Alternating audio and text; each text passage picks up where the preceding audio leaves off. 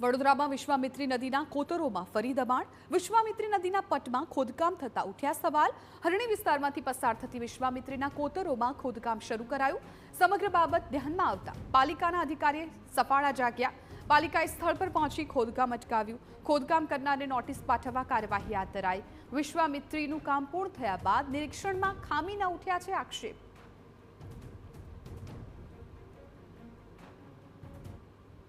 વડોદરા શહેરનો પ્રાણ પ્રશ્ન એટલે કે વિશ્વામિત્રી, અને ફરી એક વખત વડોદરા શહેરમાંથી પસાર થતી આ વિશ્વામિત્રી નદી ચર્ચામાં આવી છે. કારણ એટલું જ છે, વર્ષ 2024માં જે પૂરની પરિસ્થિતિ ઊભી થઈ ત્યારબાદ સૈદ્ધાંતિક રીતે કામગીરીની મંજૂરી આપવામાં આવી.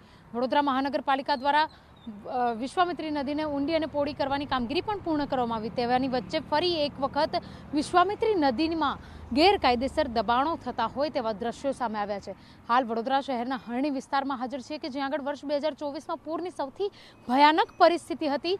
તે વિશ્વામિત્રીના બ્રિજ નજીક આજે આ ચેતક બ્રિજની પાસે આવેલા કોંગ્રેસના આગેવાન વિનુ જીવા ભરવાડની દ્વારા જે દબાણ છે તે કરવામાં આવતું હોવાના આક્ષેપો થયા હતા. તેઓ દ્વારા નદીની કોતરમાં ખોદકામ કરવામાં આવી રહ્યું છે. પાલિકા દ્વારા જ્યારે તેઓને પૂછવામાં આવ્યું ત્યારે તેઓ દ્વારા એવું કહેવામાં આવી રહ્યું છે કે તેઓના પોતાના વિસ્તારની અંદર આ ખોદકામ કરી રહ્યા છે. હવે પાલિકા માટે પણ સૌથી મહત્વનો પ્રશ્ન એ છે કે જે રીતે ખોદકામ કરવામાં આવી રહ્યું છે તે વિશ્વામિત્રી નદીની જગ્યામાં થઈ રહ્યું છે કે તેમની માલિકીની જગ્યામાં. હાલ પાલિકા દ્વારા આ પ્રશ્નનું સોલ્યુશન શોધવામાં આવી રહ્યું છે અને કોણે આ દબાણ કર્યું છે અને સાથે સાથે વિશ્વામિત્રી નદીની અંદર દબાણ થયું છે કે પછી વિનુભાઈએ પોતાના જ વિસ્તારની અંદર આ જે ખોદકામ છે તે કરી રહ્યા છે તેને શોધવા માટે પાલિકા હાલ મથી રહી છે. કેમેરા પર્સન રોહિત ગોયલ સાથે અંજલિ ઓઝા, TV 9 વડોદરા. ખોદકામ કરાવનાર વિનુ જીવા ભરવાડનો દાવો છે કે તેણે જ્યાં કામગીરી હાથ ધરી છે તે જગ્યા તેની માલિકીની છે. ત્યારે પાલિકા દ્વારા નકશાના પુરાવાઓને આધારે હાલ તપાસ હાથ ધરાઈ છે. વિશ્વામિત્રી નદીની એક બાઉન્ડ્રી છે. બાઉન્ડ્રીની અંદર જો આ રીતની કોઈ પણ કામગીરી થતી હોય તો ચલાવી શકાય નહીં.